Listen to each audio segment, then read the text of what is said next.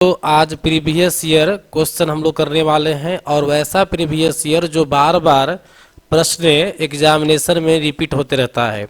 आज जो हम लोग क्वेश्चन केमिस्ट्री का करने जा रहे हैं प्रीवियस ईयर वाला, यह मुख्य रूप से Bihar polytechnic, UP polytechnic, Jharkhand polytechnic और एएलपी और टेक्नीशियन के लिए ज़्यादा कारगर होगा। समझ गया? तो जो बच्चा पॉलिटेक्निक की तैयारी कर रहे हो, चाहे जिस स्टेट का हो, रेलवे की तैयारी कर रहे हो, वो लोग के लिए ठीक है। एसएससी वाले के लिए भी ठीक है, कुछ कुछ ठीक है। बैंक वाले बच्चे जो हैं उनको यह कोई ज़रूरत नहीं होगा। समझ गए? कमीशन की तैयारी करने वाले बच्चों में कुछ कुछ एक आध क्वेश्चन कारगर होगा, लेकिन खास करके यह डिप्लोमा टेक्नीशियन क्षेत्र का जो भी है, टेक्निकल क्षेत्र का, जैसे डिप्लोमा का तैयारी हो गया या ड्राइवर की तैयारी हो गया, टेक्नीशियन का हो गया, उन लोग के लिए ज़्यादा कारगर होगा। तो बच्चों जो है, आज हम 30 क्वेश्चन कर रहे हैं प्रीवियस ईयर का। 30 क्वेश्चन कर रहे हैं प्रीवियस ईयर का। इंपॉर्टेंट है। इसको जहाँ पर अगर नोट लिखवाएंगे, नोट करते जाइएगा और इसको याद कर लीजिएगा, बहुत इंपॉर्टेंट है।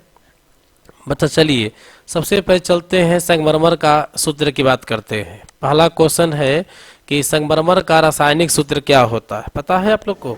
संगमरमर का रासायनिक सूत्र होता है बेटा कैल्शियम कार्बोनेट। कैल्शियम कार्बोनेट, यानी आंसर क्या होगा? सी होगा। देखिए इसमें जो है कैल्शियम का 2 वैलेंसी होता है और कार्बोनेट का वैलेंसी 2 होता है। समझ गए? इस तरह से दोनों का वैलेंसी कट कर करके बन जाता है CaCO3, जो कि संगमरमर का सूत्र है। चलिए क्वेश्चन नंबर 2 देखिएगा बेटा। चलो क्वेश्चन नंबर 2 का आंसर फटाफट दो, क्या होगा? करा COOH अभिक्रिया समूल किसका होगा? देखो यह जो है फैटी एसिड का जो है से फॉर्मूला है, अम्ल का है। आंसर क्या होगा? सी होगा। लेकिन और जो इसमें फंक्शनल ग्रुप है, देखो इसको हम लोग कहते हैं फंक्शनल ग्रुप। बेटा क्या कहते हैं इसको? Functional group. क्या बोलते हैं इसको? Functional group.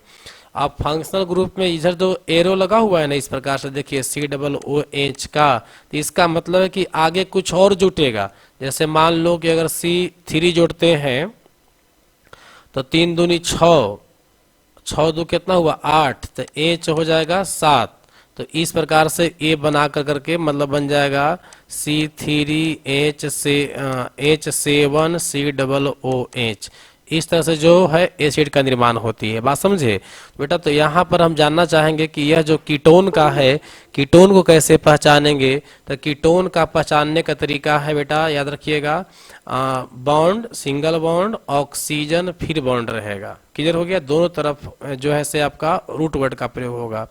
एल्डिहाइड का जो फॉर्मूला होगा बेटा, एल्डिहाइड को कैसे पहचानेंगे? तो इसको पहचानेंगे CHO से। कैसे पहचानेंगे? CHO से पहचानेंगे।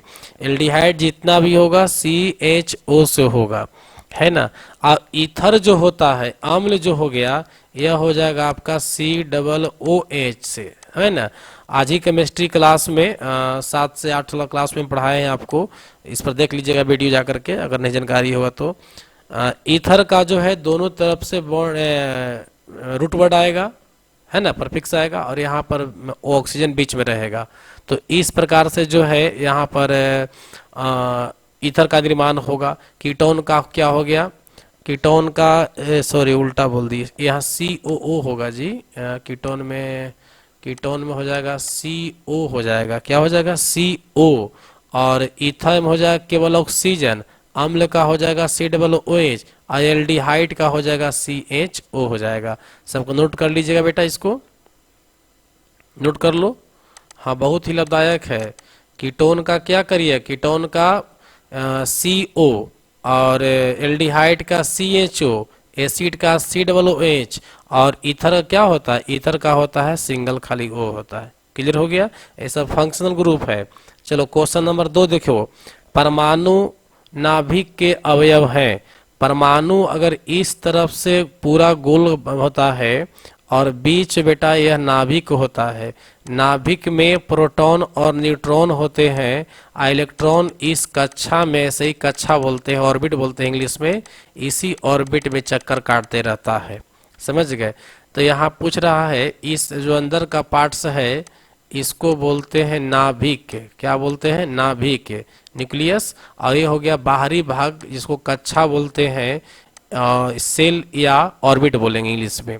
तो देखिए, तो इलेक्ट्रॉन जो होता है सेल या ऑर्बिट में होता है, प्रोटॉन और न्यूट्रॉन जो है कहाँ होता है, नाभिक में होता है।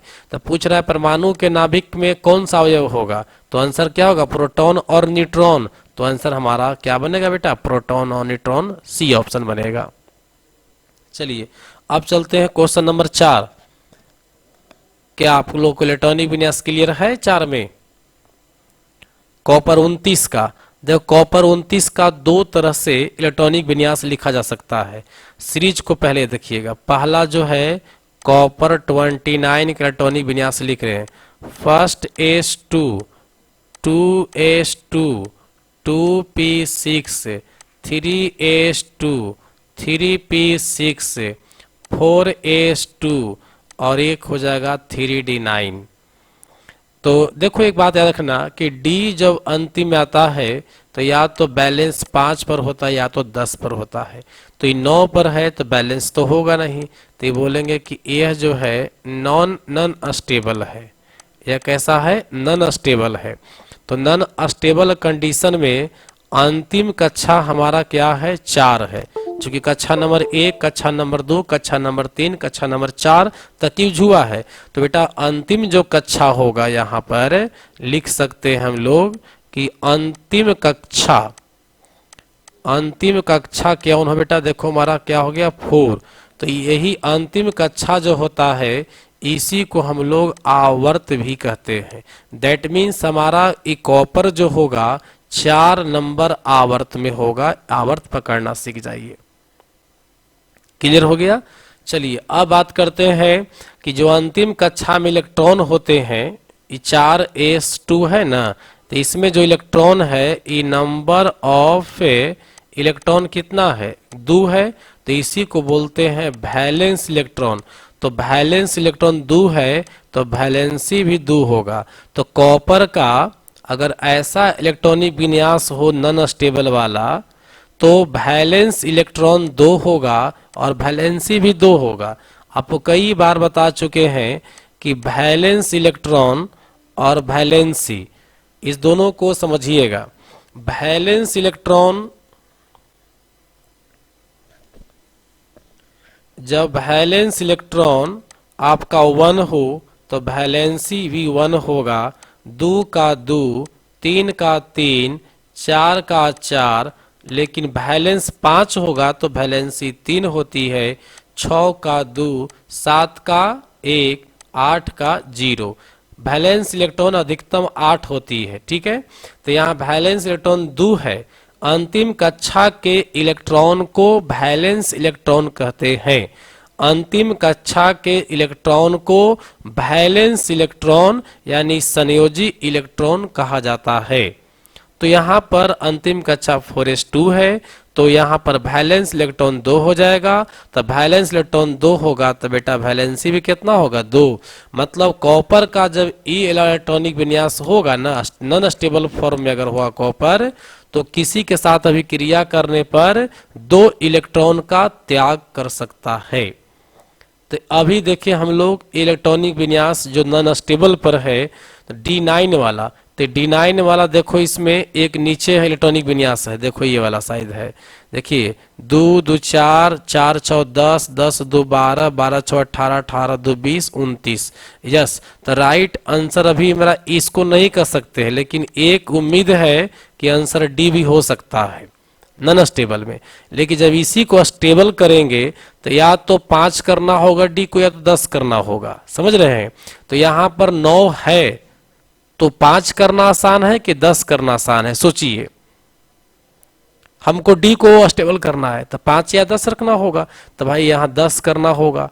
क्या करना होगा, यहाँ 10 करना होगा। तो 10 करिएगा ना बाबू तो 30 इलेक्ट्रॉन हो गया। आप जोड़ के देखिए, 2 2 4 4 6 10 10 2 12 12 6 18 18 2 20 और 10 30 को हो गया। हमको 29 को ना चाहिए।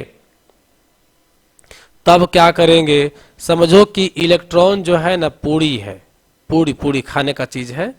और इस प्रकार से 29 को पूरी है है ना। और डी डी को 9 को मिल रहा था, लेकिन नाके झाके कर रहा है कि ना हम 10 को से कम नहीं खाएंगे।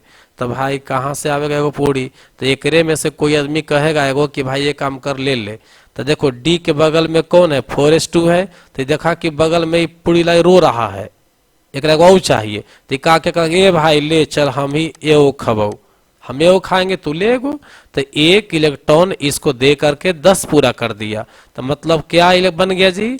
First S2 2S2 2p6 3S2 3p6 4S1 और बन गया 3D10।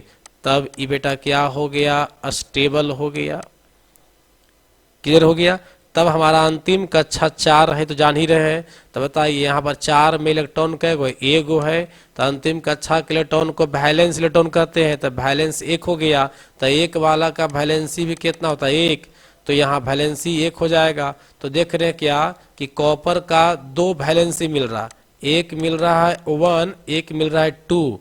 1 मिला कब? जब स्टेबल हुआ, और स्टेबल हुआ। और 2 मिला कब? जब यह नॉन स्टेबल होता है। ठीक है। तो इस प्रकार से बेटा, लेकिन चलो ये तो वैलेंसी की बात कर लिए। नोट करें ना, कॉपर का 2 वैलेंसी होता है, एक 1 होता है, एक 2 होता है। स्टेबल में 1 होगा, नॉन स्टेबल में 2 होगा। नोट कर लिए। चलो देखो, तब इलेक्ट्रॉनिक विन्यास ये भी एक इसका बन गया। तो जानते हैं ज्यादा जो है यही ठीक है। अभी जो स्टेबल निकाले ना यही मेन है। तो स्टेबल में देखिए कितना पहुंच गया? 3D10 पहुंच गया, 4S1 हो गया। तो लास्ट में 10 देखिए, एक यहाँ है और एक यहाँ है ना। तो इसमें 4S2 3D10 है। तो ये जानते हैं सब मिला के 30 को दिखा रहा है, लेकिन ये जानते हैं 29 को दिखा रहा है। तो हमको 29 को ना चाहिए कॉपर का। दैट मीन्स आंसर क्या होगा? बिहार। एक्चुअली में हमारा आंसर डी भी है, समझ रहे हो, लेकिन ज्यादा वैरी कौन कर रहा है? हमारा बी कर रहा है।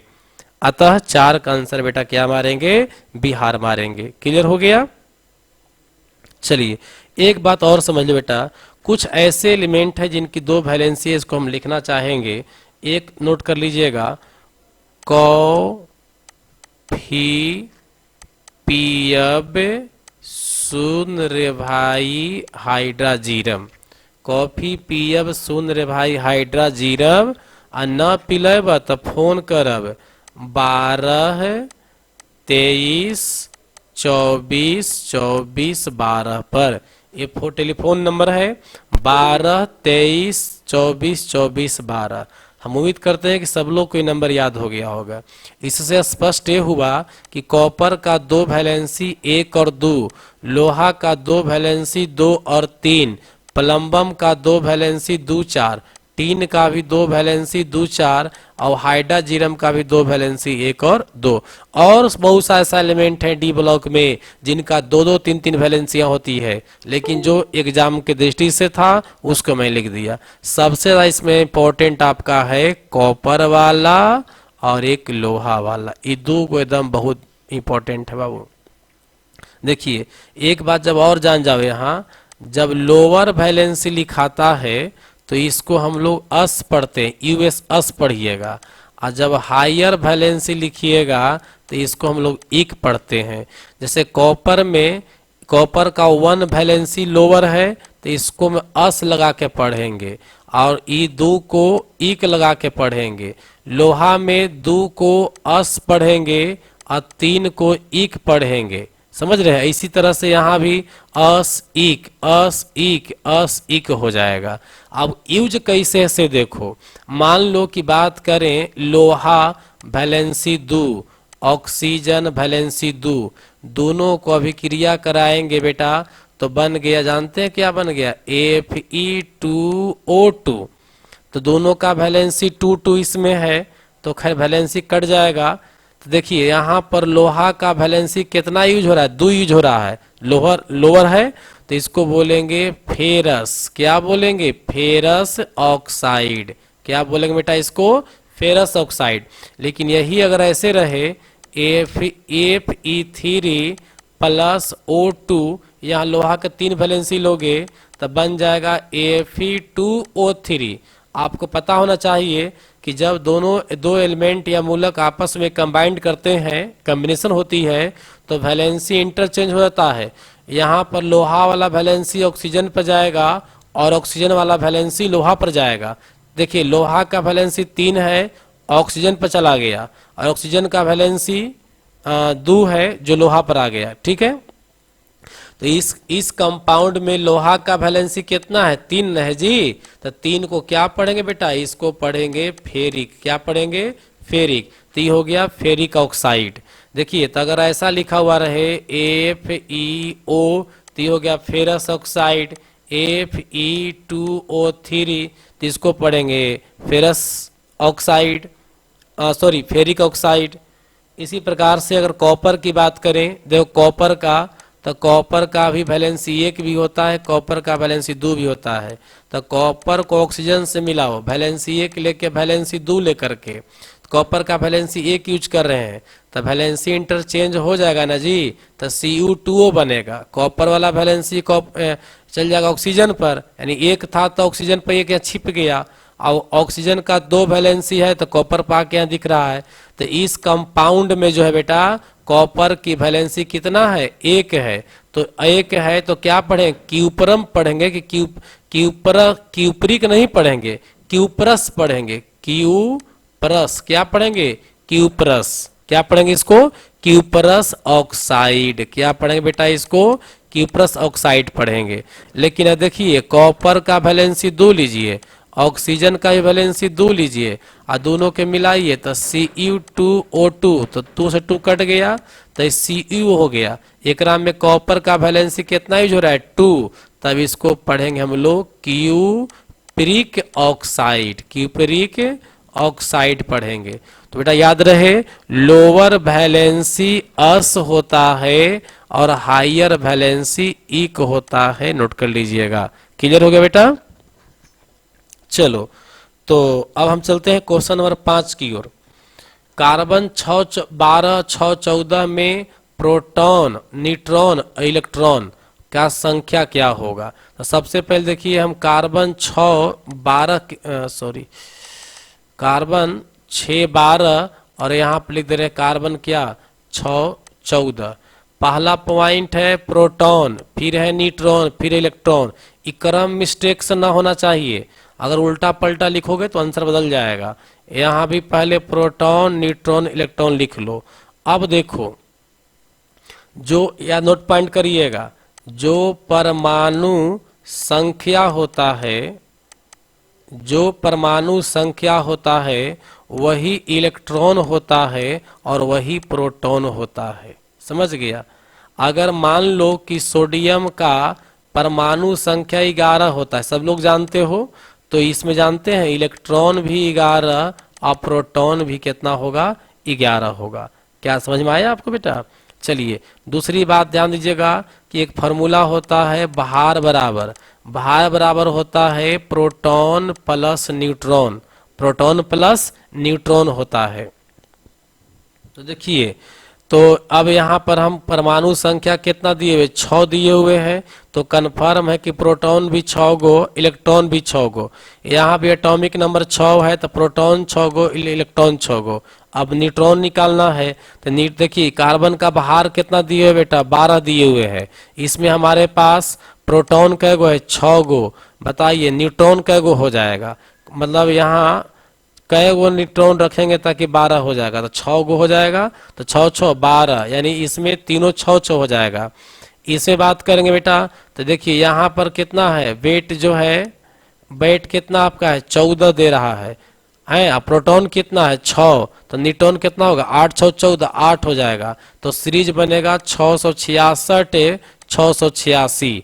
666 686 कहाँ दिख रहा है? एक यहाँ है 666, एक यहाँ है।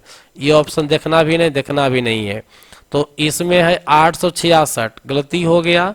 इसमें है 686, यानी आंसर क्या मारेंगे बेटा? डी मारेंगे। क्लियर हो गया? ये नोट कर लीजिएगा, परमाणु संख्या बराबर होता है इलेक्ट्रॉन की संख्या बराबर प्रोटॉन की संख्या, और भार संख्या बराबर होता है प्रोटॉन की संख्या प्लस न्यूट्रॉन की संख्या। क्वेश्चन नंबर 6 देखिएगा, क्या आंसर बनेगा आपसे? निम्नलिखित में किस यौगिक में नाइट्रोजन की अधिकतम ऑक्सीकरण संख्या है? बेटा देखो, ऑक्सीडेशन, ऑक्सीकरण का अंग्रेजी क्या होता है? ऑक्सीडेशन। ऑक्सीडेशन, ऑक्सीडेशन का दो टर्म याद रखिएगा। ज्यादा किसमें होगा? जिसमें ऑक्सीजन ऐड हो रहा है उसमें ऑक्सीकरण होगा। दूसरा पॉइंट, जिसमें से हाइड्रोजन रिमूव कर रहा है मतलब घट रहा है, वो हो गया ऑक्सीडेशन हो गया। तो ऑक्सीडेशन में दो काम होता है, या तो ऑक्सीजन ऐड होगा या तो हाइड्रोजन रिमूव होगा। समझ गया? तो जितने ज्यादा ऑक्सीजन ऐड होगा उतने ऑक्सीडेशन ज्यादा होगा, जितने हाइड्रोजन ज्यादा रिमूव होगा उल्टा तो उतना ही समझो कि ऑक्सीडेशन ज्यादा होगा। तो आप देखते हैं बेटा क्वेश्चन नंबर 1 पर, यहां देख रहे हैं क्या कि 2 नाइट्रोजन पर 2 हाइड्रोजन है, मतलब 2:2 है, तो काट के कितना जाएगा? 1:1, 1:1 में है हाइड्रोजन। मतलब अब यहां पर देखिए, यहां पर है कि 1 नाइट्रोजन पर हाइड्रोजन कितना है? 3 है। यहां देखिए 3 नाइट्रोजन पर 1 हाइड्रोजन है, देख रहे हैं ना। और यहां पर देखिए इस कंपाउंड में नाइट्रोजन कितना है? 1 और हाइड्रोजन कितना है? 3। अब ये बताइए सबसे कम हाइड्रोजन किस में दिख रहा है? सबसे कम हाइड्रोजन देखो तो यहां भी 1 है, लेकिन 1 पर 1 है और यहां 3 पर 1 है। इसका मतलब है कि यहां सबसे कम रेशियो हाइड्रोजन का है। बात समझे? यहां पर देखो, फिर समझाते हैं, देखो इसको। ऑक्सीडेशन का मतलब समझिएगा, पहला तरीका कि हाइड्रो ऑक्सीजन ऐड होना चाहिए, और दूसरा तरीका याद रखिएगा कि हाइड्रोजन रिमूव होना चाहिए। जितने ज्यादा ऑक्सीजन होगा ऑक्सीडेशन ज्यादा होगा, जितने हाइड्रोजन कम रहेगा, हाइड्रोजन कम रहेगा, समझ गए? हाइड्रोजन कम रहेगा तो जो ऑक्सीडेशन होगा, जो ऑक्सीडेशन होगा वह क्या होगा बेटा? अधिक होगा। ये जितने कम होगा उतने ऑक्सीडेशन क्या होगा? अधिक होगा।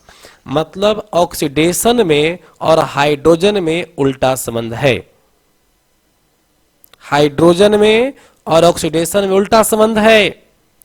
ऑक्सीजन बढ़ेगा तो ऑक्सीडेशन स्टेट भी बढ़ जाएगा। ऑक्सीडेशन स्टेट भी क्या हो जाएगी? बढ़ जाएगी। और हाइड्रोजन की मात्रा जितनी ही कमेगी, समझ गया, उतना ही जो है ऑक्सीडेशन पावर अधिक होगा। जैसे एक उदाहरण देखो, H2O, 2 हाइड्रोजन पर 1 ऑक्सीजन है, लेकिन H2O2 यहां पर क्या है कि 1 हाइड्रोजन पर 1 है, 1 ऑक्सीजन है। तो अगर बात करें कि 2 हाइड्रोजन पे 1 ऑक्सीजन, मतलब क्या कि 1 हाइड्रोजन अगर लोगे तो हाफ आधा हो जाएगा, और यहाँ 1 पे 1 है। देखिए तो यहाँ पर क्या दर? 1 हाइड्रोजन पर आधा ही ऑक्सीजन है, जबकि यहाँ 1 हाइड्रोजन पर यहाँ 1 ऑक्सीजन है। दैट मीन्स यहाँ ऑक्सीडेशन स्टेट अधिक होगा।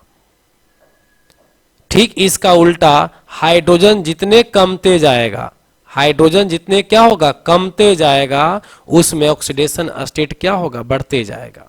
देखिए यहां पर देखिए 1 ऑक्सीजन है तो हाइड्रोजन 2 है, यहां पर 1 ऑक्सीजन है, हाइड्रोजन 1 है, हाइड्रोजन कम गया तो ऑक्सीडेशन बढ़ गया। बात समझ आया बेटा? तो यहां पर देखो, यहां पर नाइट्रोजन 1 लेंगे तब हाइड्रोजन 1 हो रहा है, नाइट्रोजन यहां 1 लेंगे तो यहां हाइड्रोजन 3 मिल रहा है, 1 पर 3 मिल रहा है। समझ गया? मतलब खोजने जा रहे 1 मिल रहा है 3, और यहां पर क्या है कि नाइट्रोजन 3 है और हाइड्रोजन कितना? 1। नाइट्रोजन 3 खोजते हैं तो 1 हाइड्रोजन मिलता है, सोच लीजिए। और यहां पर क्या देख रहे हैं अनुपात हम लोग कि नाइट्रोजन 1 है और हाइड्रोजन कितना है? 3 है। तो समझो कि सबसे ज्यादा जो है हाइड्रोजन एक यहां दिख रहा है और एक यहां दिख रहा है। सबसे कम हाइड्रोजन देखिए इसमें है, ये वाला सीरीज में है, 3 पर 1 हाइड्रोजन है। समझ गए? मतलब 1 नाइट्रोजन पर जानते हैं, मात्र 1/3 हाइड्रोजन है। तो यहां पर हाइड्रोजन सबसे कम है तो ऑक्सीडेशन सबसे ज्यादा होगा। फिर से एक बार रिपीट कर देते हैं बेटा आप लोग को।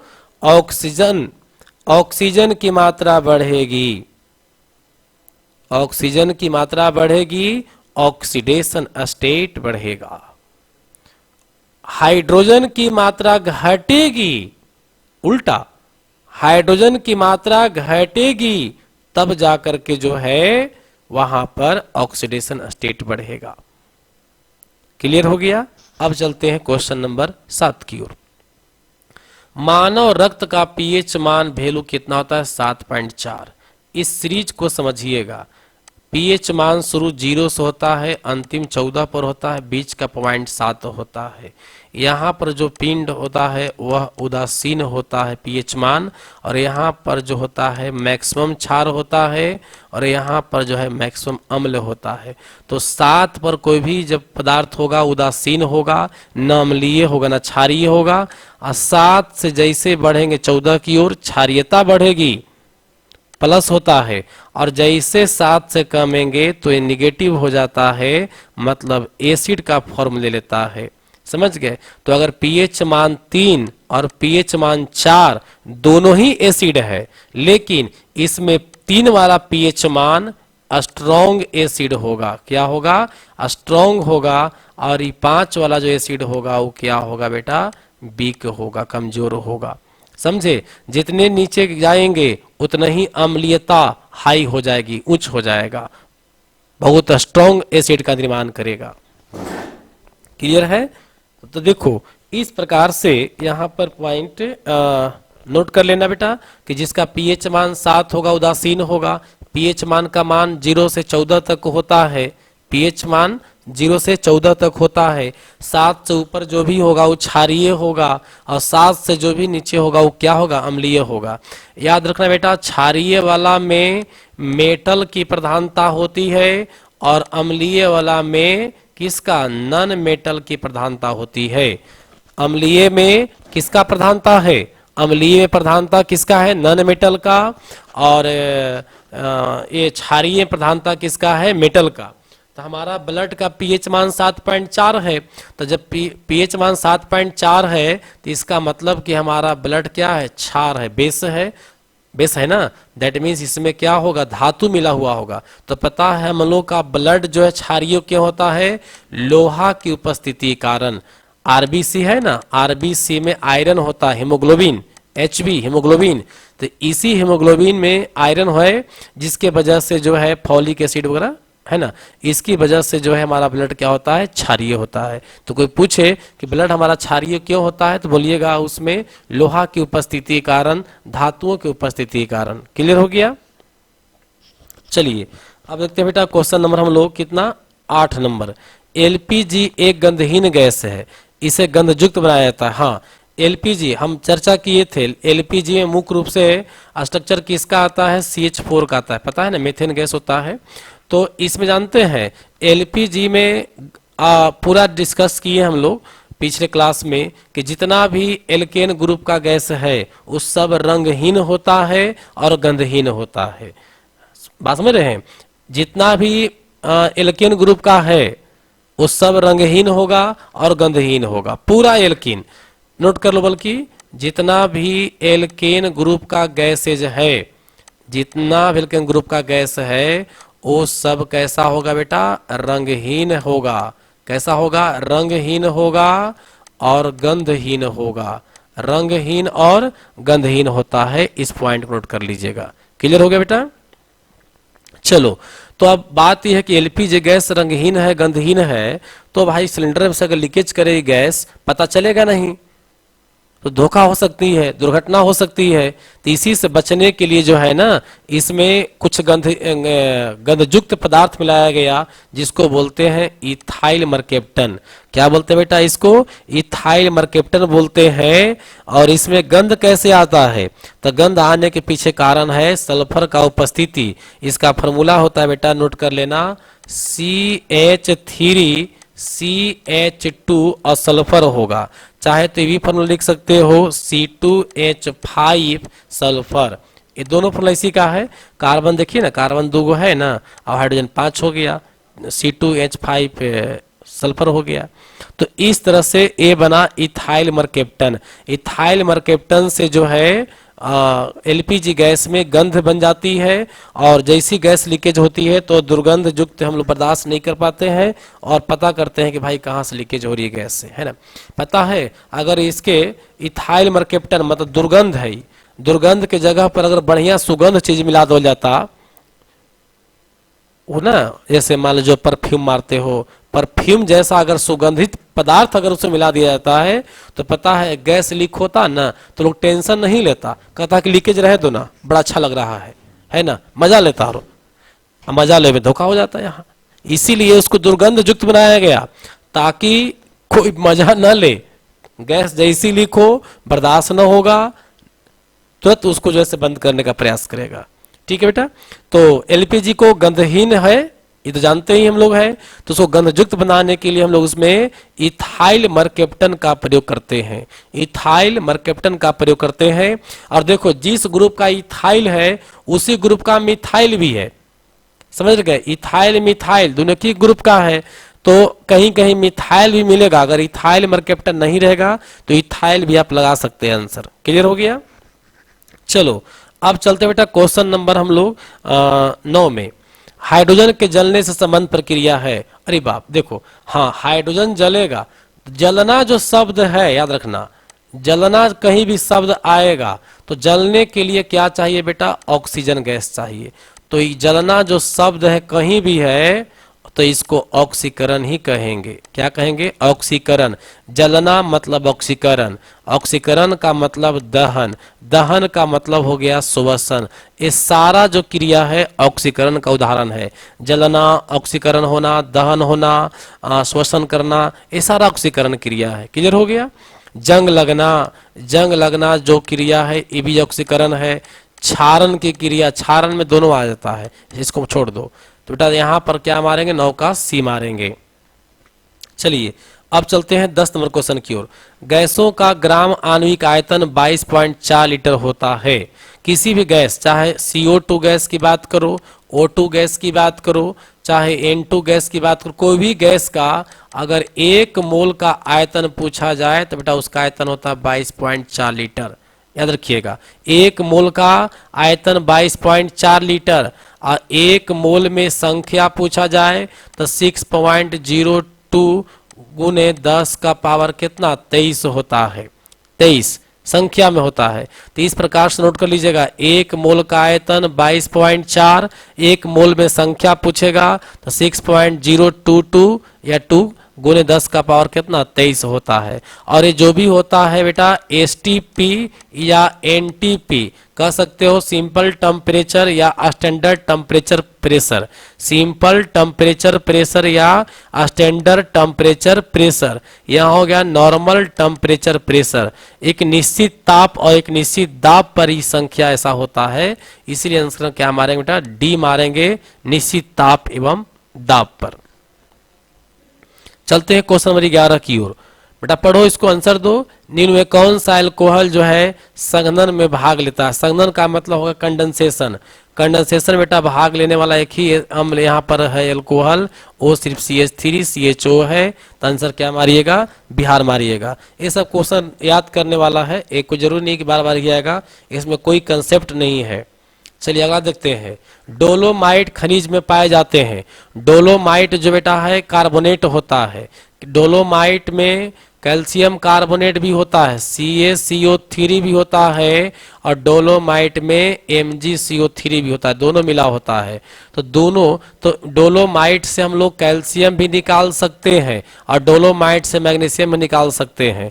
तो यह दोनों किस में क्या पाया जाएगा, तो आंसर हो जाएगा आपका डी। आंसर मारेंगे A और B बोथ, यानी आंसर कैल्शियम भी मैग्नीशियम भी। चलो क्वेश्चन नंबर 13 देखो, फटाफट करो बेटा। निम्नलिखित में किस आयन का इलेक्ट्रॉनिक विन्यास इतना होगा।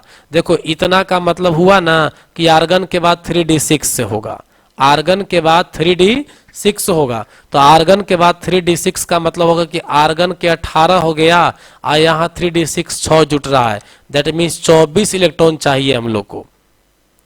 कार्बन का 18, ऐसे देखो ना जोड़ लो, first H2, 2H2, 2p6, 3H2 और 3p6, यहाँ तक आर्गन हो गया। और यहाँ के बाद जो है से एक और जुड़ जाएगा, सॉरी ज़्यादा हो जाएगा हो, एक हो जाएगा और यहाँ फिर हो जाएगा 4H2 और 3D कितना कह रहा है, 6 कह रहा है। तो इसमें जानते हैं 2 और जुड़ जाएगा, हो जाएगा 18 और 6 24 और 2 कितना 26 होना चाहिए। कितना होना चाहिए, 26 होना चाहिए। तो इस प्रकार से हम लोग 26 ना, 3D6 कह रहा है, 26 होना चाहिए। हाँ 18 हो गया हमारा आर्गन तक, अब 4H2 लेके जानते हो गलत ले रहा है ये जानते हो, यहाँ प्लेटोनिक विन्यास गलत लिखा हुआ, यहाँ पर होना चाहिए था AR के बाद 4H2 और 3D6 होना चाहिए था, ऐसे होगा सही। क्वेश्चन गलती यहाँ पर टाइप हो गया है, समझ गया। अगर हम 4H को छोड़ देंगे तो भी गड़बड़ है, समझ गए, फिर भी गड़बड़ है। तो इस प्रकार से अगर इतना लेते हो तो 18 यहाँ हो जाएगा प्लस 2 ये हो जाएगा प्लस 6 हो जाएगा, 18 2 20 कितना हो जाएगा 26, 26 इलेक्ट्रॉन है इलेक्ट्रॉनिक विन्यास में। तो यहाँ पर देख लीजिए कितना होगा। निकेल का जो है निकेल का एटॉमिक नंबर कितना होता है 28, एटॉमिक नंबर सबके लिख लो। मैग्नीज का एटॉमिक नंबर होगा बेटा 23 24 25, और लोहा का हो जाएगा 26, कोबाल्ट का कितना होगा शायद 27 हो जाएगा, है ना 27। तो देखो निकेल का इलेक्ट्रॉन 28 है, जिसमें 3 गो त्याग दिया है, तो 3 गो घटाइएगा तो कितना बच जाएगा 25 बच जाएगा। मैग्नीज भी 3 गो घटा दीजिए, 3 गो प्लस हो गया है मतलब त्याग दिया है, तो एक कितना हो जाएगा 22 हो जाएगा। आयरन में जो है 3 त्याग दिया है तो 3 घटेगा यहाँ तो कितना हो जाएगा 23, और 27 में यहाँ भी 3 घटा दीजिएगा तो कितना हो जाएगा 24। अकॉर्डिंग टू यहाँ पर कोई भी आंसर नहीं है, समझ गए। लेकिन जो क्वेश्चन में टाइप किया हुआ है इसके अनुसार चलोगे तो 18 6 24 चाहिए, तो 24 किस में डी मिल रहा है, आंसर क्या हो जाएगा कोबाल्ट हो जाएगा। लेकिन एक्चुअली वो क्वेश्चन गलत है, समझ गया, बात समझे। 18 इसका आर्गन का हुआ, D6 है ना, तो 18 6 कितना 24 चाहिए, तो 24 कहाँ मिल रहा है, कोबाल्ट मिल रहा है। तो ये क्वेश्चन के अनुसार मिल जाएगा, लेकिन बट क्वेश्चन गलत है। चलो क्वेश्चन नंबर आ जाइएगा कितना पर, अब आ जाइएगा हम लोग 14 पर। क्वेश्चन नंबर 14 को देखिएगा। एक सामान्य सूत्र CnH2n+2 वाला यौगिक है बेटा, देखना याद रखना, ये जो है एल्केन समूह का है, आंसर सी। आपको बताए हैं कई बार डिस्कस हुआ है, आज का भी क्लास जो हुआ है 7 से 8 में, उसमें भी हम लोग यह जिक्र किए हैं कि एल्केन का फार्मूला होता है CnH2n+2 होता है। और अगर बात करें बेटा एल्कीन का, तो एल्कीन का CnH2n सिर्फ दुगना हो जाता है। और बात करें बेटा एल्काइन का तो CnH2n दुगुना में से भी 2 घट जाता है, यही तो फार्मूला है। तो एल्कीन का फार्मूला क्या हो जाएगा बेटा, नोट कर लो। एल्कीन का फार्मूला हो जाएगा CnH2n, है ना। एल्काइन तो हो जाएगा CnH2n-2, और इसका एल्केन का हो जाएगा, ऊपर तो दिया हुआ है क्वेश्चन में CnH2n+2। चलो क्वेश्चन के अनुसार आंसर क्या मारेंगे बेटा, 14 का सी मारेंगे। क्वेश्चन नंबर 15 देखिएगा। जल के 1 मोल में कितने हाइड्रोजन परमाणु होते हैं। जल के 1 मोल में, जल का 1 मोल, देखो अगर ऐसे लिखा हुआ रहे तो जल का 1 मोल पढ़ना, इसको हम लोग पढ़ेंगे जल का 1 मोल, जल का 1 मोल पढ़ेंगे।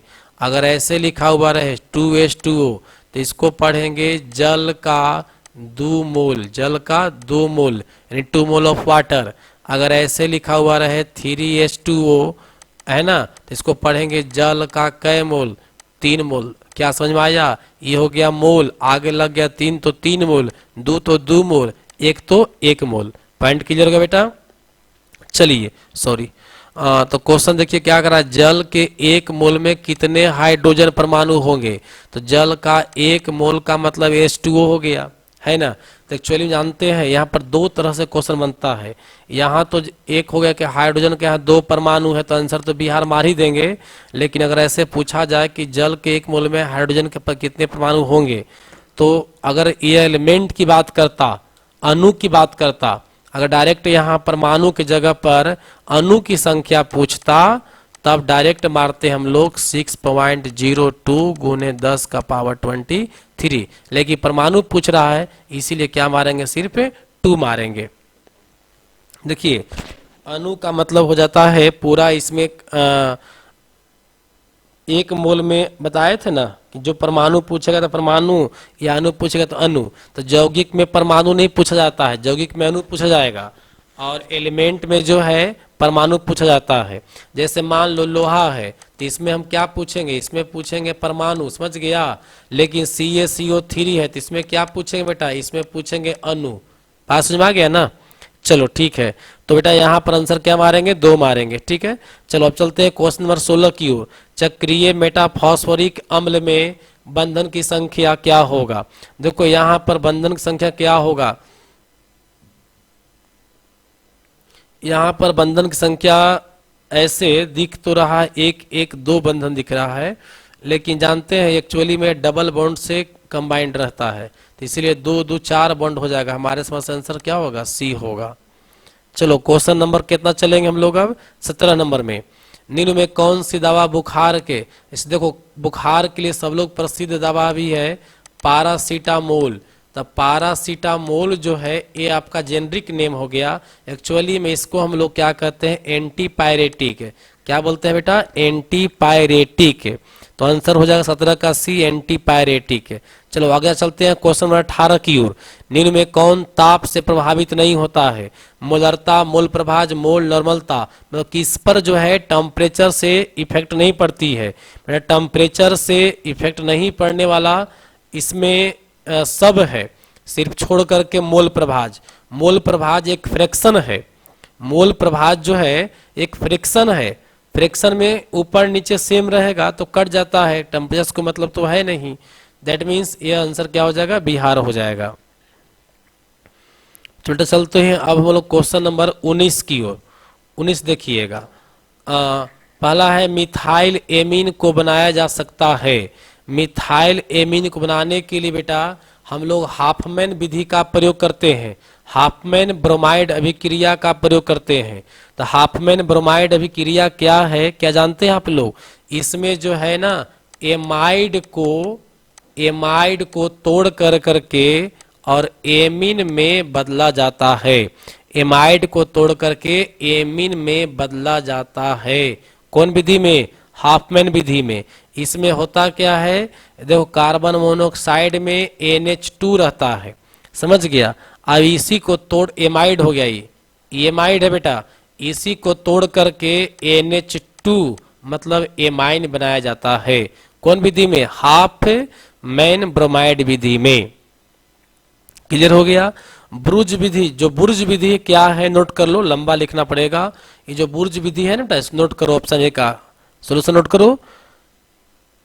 देखिए इसमें क्या होता है ना कि सोडियम और ईथर को मिला करके, सोडियम और ईथर याद आ रहा है, ऐसे है ना, सोडियम और ईथर को मिला कर करके जो है ना एक लॉन्ग चेन का निर्माण करते हैं, एक लॉन्ग चेन का निर्माण करते हैं।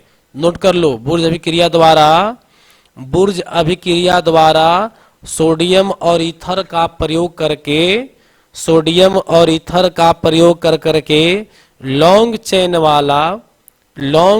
वाला कंपाउंड का निर्माण किया जाता है। लॉन्ग चेन वाला कंपाउंड का निर्माण किया जाता है। चलिए एक आ गया फ्रीडल क्राफ्ट अभिक्रिया, इसको भी नोट कर लो। फ्रीडल क्राफ्ट अभिक्रिया नोट कर लो, लिखो। इस अभिक्रिया के द्वारा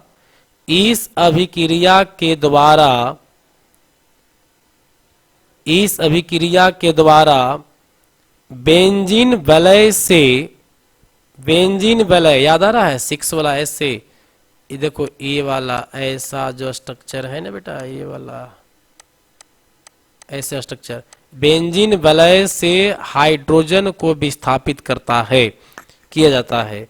इस अभिक्रिया के द्वारा बेंजीन वलय से हाइड्रोजन को विस्थापित किया जाता है। नोट कर लिए। चलिए अगला है एक कोलवे बचा हुआ, इसको भी नोट कर लो। ये काला छोड़ोगे, लिखो कोलवे विधि द्वारा। लिखो फिनॉल के साथ सोडियम हाइड्रोक्साइड को मिलाकर, फिनॉल के साथ sodium hydroxide NaOH sodium hydroxide को मिलाकर हाइड्रोक्सी बेंजोइक अम्ल बनाया जाता है।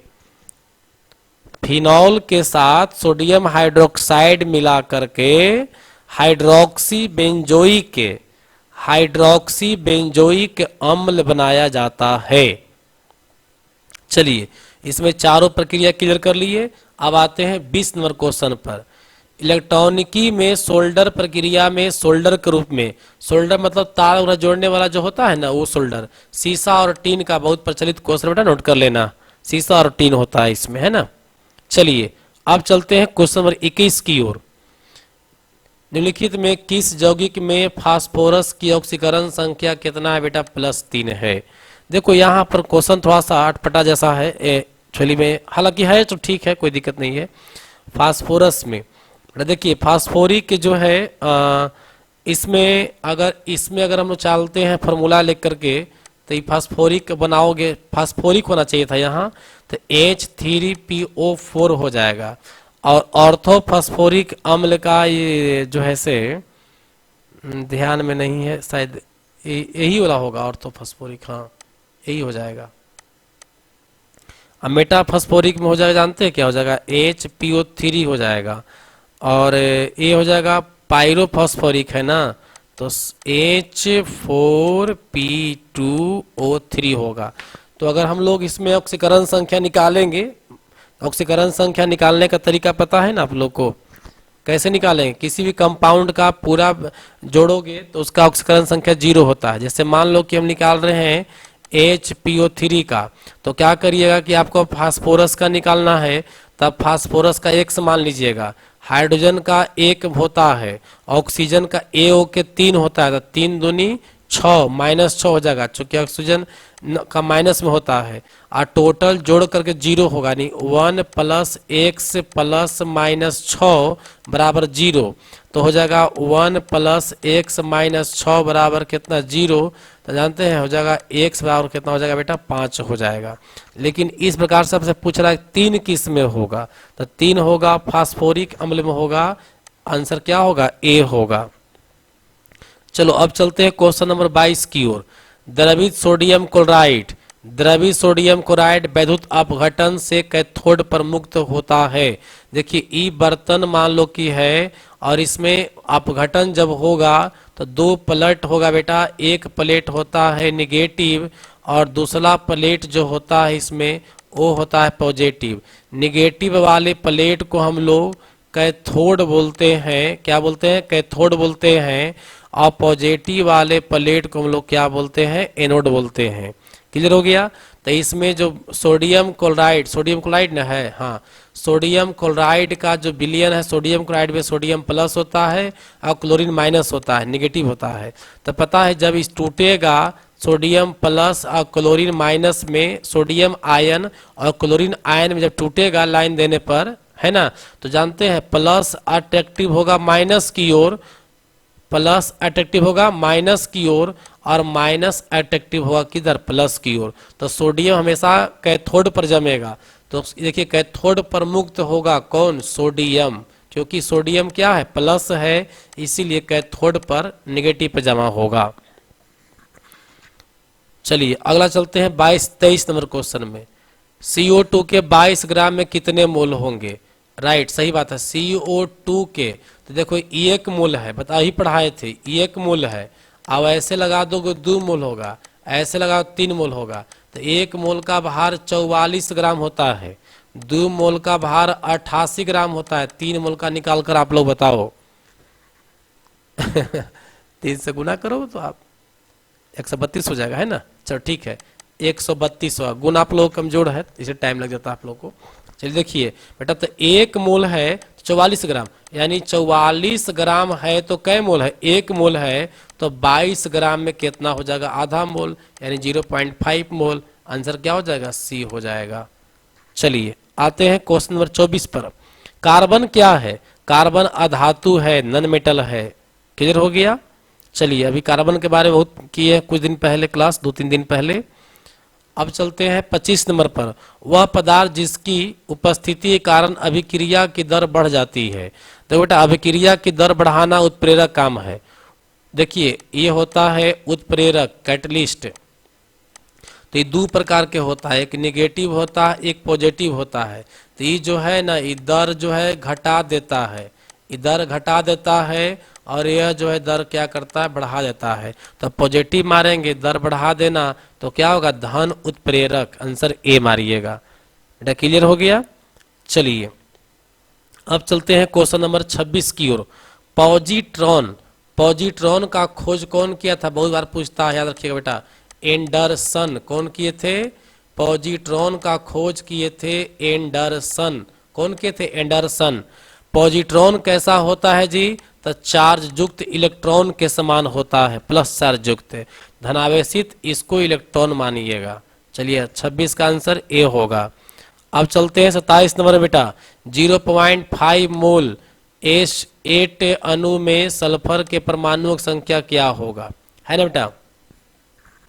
देखिए S8 का 0.5 मोल में पूछ रहा है, तो सबसे पहले याद रखिए कि सल्फर 8 में, सल्फर 8 है ना, 8 होगा यहाँ, तो सल्फर 8 में कितना होगा, 1 मोल अगर रहता है, 1 मोल अगर होगा तो इसमें संख्या होगा 6.02 गुने 10 का पावर कितना, 23 गो होगा परमाणु।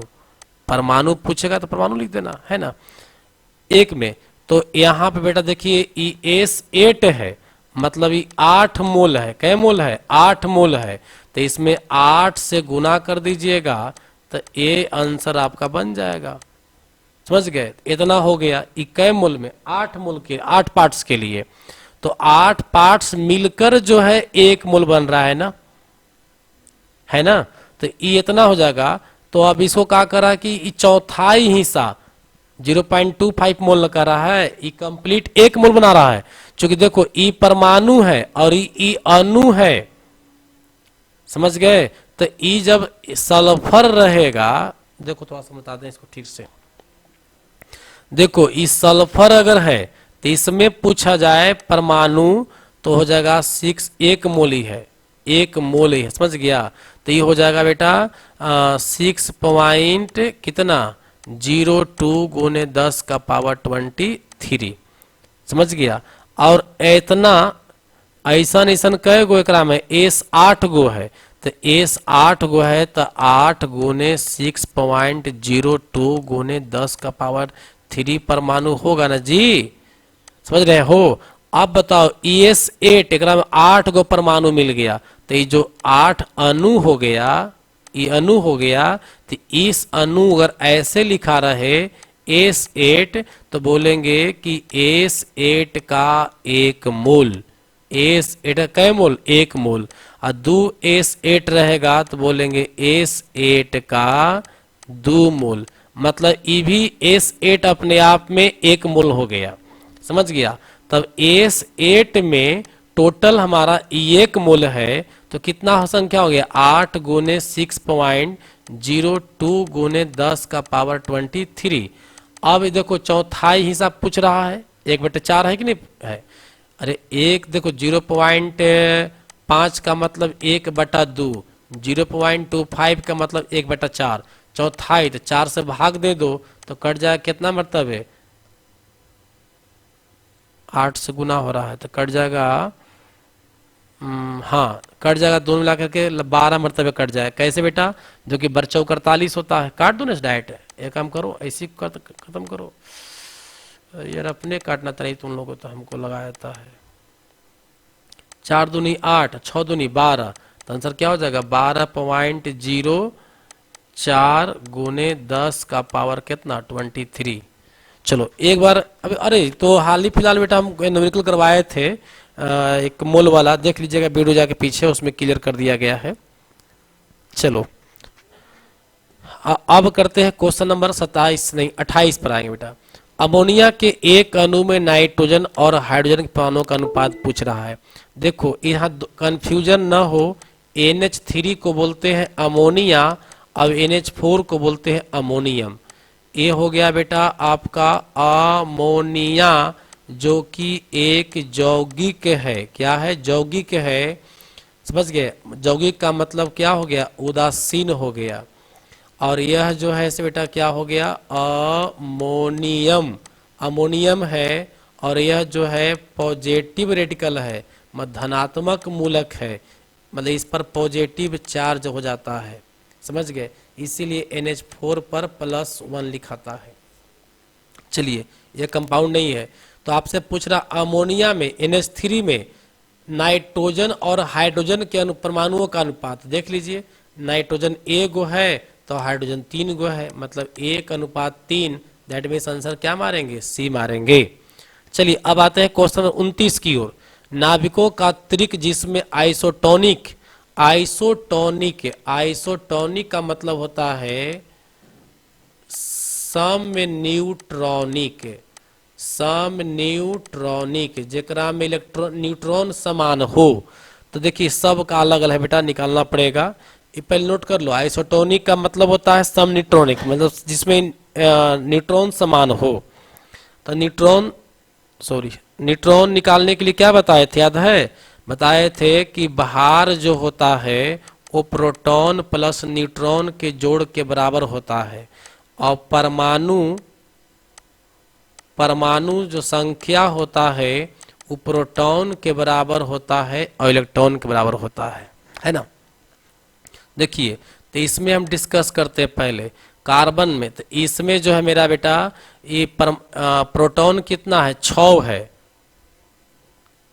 प्रोटॉन कितना है? 6 है ये वाला। तो कितना जोड़ोगे न्यूट्रॉन के? यहाँ 14 हो जाएगा। तो पता है कार्बन, इसमें जो है कार्बन 6 14 में न्यूट्रॉन मेरा 8 हो जाएगा, और नाइट्रोजन 7 14 में न्यूट्रॉन 7 हो जाएगा, और फ्लोरीन 9 17 में 9 8 17 न्यूट्रॉन 18 हो जाएगा। चूंकि ये प्रोटॉन होता है, 9 प्रोटॉन है तो 9 8 17 8 बैठाएंगे न्यूट्रॉन। जैसे प्रोटॉन कितना हो गया? प्रोटॉन हो गया 9। अब भार के न्यूट्रॉन पूछ रहा है, न्यूट्रॉन क्या होगा? तो भार 17 है, तो 17 बराबर प्रोटॉन प्लस न्यूट्रॉन बताए थे ना बेटा। तो 17 बराबर क्या हो जाएगा? प्रोटॉन 9 बैठा दो तो न्यूट्रॉन का मान निकाल लो, घट जाएगा यहाँ करके, है ना।